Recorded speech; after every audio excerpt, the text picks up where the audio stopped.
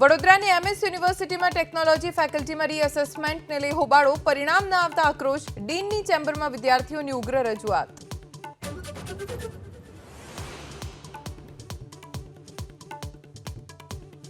રાજ્યના વધુ 2 આઈએએસ અધિકારીઓની બદલી, બનાસકાંઠા કલેક્ટર વરુણ બરનવાલની કેન્દ્રીય મંત્રી પિયુષ ગોયલના કાર્યાલયમાં ઓએસડી તરીકે નિમણૂક, એએમસીના ડેપ્યુટી મનપા કમિશનર મિહિર પટેલ બન્યા બનાસકાંઠા કલેક્ટર.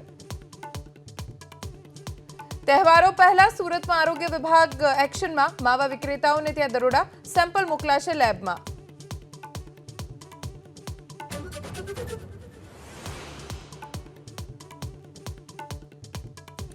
પોરબંદરના પૂરગ્રસ્ત વિસ્તારોની મુલાકાતે કૃષિમંત્રી રાઘવજી પટેલ. ભોરદરમાં ખેડૂતો સાથે સંવાદ, કોઈપણ પ્રકારની મુશ્કેલી હશે તો મદદની આપી ખાતરી.